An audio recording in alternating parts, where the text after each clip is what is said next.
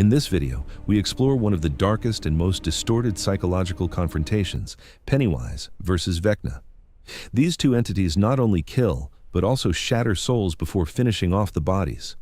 One is the embodiment of primal fear, existing outside of reality and transforming nightmares into form. The other is a mind hunter, digging into memories, guilt, and wounds that never heal. On one side is Pennywise, an ancient entity disguised as a clown, but whose true nature is that of a cosmic being existing beyond space and time. When appearing in human form, Pennywise is typically about 6 feet 0 inches to 6 feet 4 inches tall, with a slender, agile build, weighing an estimated 154 to 187 pounds. Pennywise doesn't hunt with sheer physical strength, it hunts with fear. From transforming into the deepest nightmares, manipulating perceptions, to drawing prey into inescapable hallucinations, every attack is aimed at the mind. On the other side is Vecna, whose real name is Creel, a man once corrupted by his own psychic powers, and now the ruler of the Upside Down's shadows. In his current form, Vecna is approximately 6 feet 0 inches to 6 feet 2 inches tall, with a gaunt, deformed body, weighing an estimated 165 to 198 pounds. Unlike typical killers, Vecna doesn't attack from the outside, he infiltrates from within. From mind reading and mind invasion to exploiting the deepest painful and guilty memories, he turns his victims' past into weapons to kill them. Once prey falls into his sights, they are drawn into a distorted mental space where Vecna is in complete control. This isn't a battle of muscles, it's a battle of fear versus pain. Between an ancient entity that doesn't need to understand its prey, and a mind hunter who only kills when they know all your secrets. On one side is Pennywise, one with no past, no guilt, no obvious weaknesses. On the other is Vecna, a being who was once human, born from trauma, raised on hatred, and who attained power by exploiting those very wounds in others. So what happens when someone with nothing to fear confronts someone who wields pain as a weapon? Let's analyze each entity before the battle begins to see who truly emerges victorious. Pennywise is not simply a killer clown. What people call Pennywise is just a disguise. Its true nature is an ancient entity, a being that existed before humans understood fear. Pennywise, or IT, comes from another dimension, one not bound by the laws of physics or conventional logic.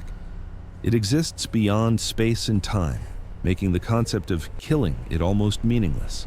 Pennywise can read minds, exploit deep-seated fears, and create incredibly realistic hallucinations.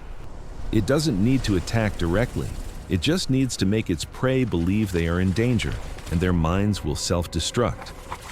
Unlike conventional killers, Pennywise doesn't kill immediately. It nurtures fear, causing its prey to panic, despair, and lose control. When the fear reaches its peak, only then does it strike. For it, fear is not just a tool, it's food. Beyond psychological manipulation, Pennywise can also influence reality, appearing and disappearing at will, controlling the surrounding environment, and creating phenomena that defy logic. In many cases, the line between illusion and reality is completely blurred. Although almost invincible, Pennywise has a core weakness. It depends on fear. If its prey is not afraid or has the will to resist, its power diminishes significantly. This is the greatest paradox of an entity that seems invincible. Pennywise is not the strongest physically, but it doesn't need to be. Because in most cases, humans don't lose because they are weaker, but because they are afraid. Vecna wasn't born a monster. He was once human, Creel. But unlike others, he wasn't destroyed by pain. He was transformed by it. Over time, he abandoned his humanity, becoming an entity existing on the boundary between human and monster. Vecna doesn't come from a distant dimension like Pennywise. He's reborn in the Upside Down, a distorted mirror world of reality. Here, he not only exists, but reigns supreme. This space acts as an extension of himself, a place where his will can shape his surroundings. Vecna's most dangerous ability is his ability to remotely infiltrate his victims' minds. He doesn't need physical contact. With just a psychic connection, he can see every memory, every secret, every trauma his prey tries to bury. Vecna exploits guilt and psychological trauma. He seeks out the most painful memories, repeats them, distorts them until the victim completely breaks down. For him, death is merely the final step in a process of mental torture. Vecna possesses immense psychic power. He can levitate people into the air, break bodies without touching them, and manipulate objects in space around him. When he kills a victim, his power seems to increase even further, as if each destroyed soul becomes a part of him. Despite his immense power, Vecna remains human. He has a past, memories, and emotions, and that is his weakness. If his psyche is attacked or his connection with his victim is interrupted, he can lose control. Furthermore, his physical body is not entirely immortal. Vecna is not the embodiment of fear, but rather an exploiter of pain to create fear. The confrontation between Pennywise and Vecna is a clash of two completely different natures. Pennywise is the embodiment of primal fear, an entity unbound by human emotions or memories, existing solely as a predatory instinct. Vecna, on the other hand, is the product of pain and psychological distortion, a former human being who has evolved into an entity capable of mind manipulation at an extremely high level. Pennywise doesn't need to understand his prey. He only needs to instill fear. Through shape-shifting and cognitive manipulation, he creates illusions that directly target survival instincts. Vecna, however, approaches things more slowly and calculatedly. He infiltrates minds, exploits memories, uncovers deep-seated traumas, and turns them into weapons. One is instantaneous, explosive fear. The other is a simmering, agonizing pain that torments until the mind collapses. The biggest difference lies in how the two entities wield their power. Pennywise relies on fear. The more fear, the stronger he becomes. Vecna, on the other hand, relies on psychic connection and mind control, allowing him to manipulate his victims from within without direct contact. One is an entity with virtually no mind in the human sense. The other is the ruler of that very mind. So when these two vastly different mechanisms clash head-on, when primal fear encounters deep-seated pain, watch the battle between Pennywise and Vecna to discover what truly happens when darkness meets itself. In the heavy darkness of a small town, where the streetlights flickered as if about to go out completely, not a single car or human voice could be heard, only in suffocating silence. In the middle of the empty street, a red balloon floated, slowly rising into the sky as if defying gravity. The air grew icy cold, as if something were silently watching from the shadows. From the mouth of the drain, a pale hand slowly reached out. Pennywise emerged from the drain, a distorted grin stretching across his clown face, his golden eyes gleaming in the darkness. Across the street, the ground suddenly shook and cracked. Dark vines crawled up from the earth. Vecna appeared, slowly, heavily, as if even space itself had to yield to him. Vecna, with his towering, charred body, upside-down vines wrapped around him, one glowing red eye and a deformed hand whispered in a cold, deep voice, "I know your fear, you cheap clown." Instantly, Vecna used telepathy and illusions to invade Pennywise's mind. He tried to drag the clown into his darkest memories, images of eternal loneliness in the Todash void, or the true form of it exposed to humanity.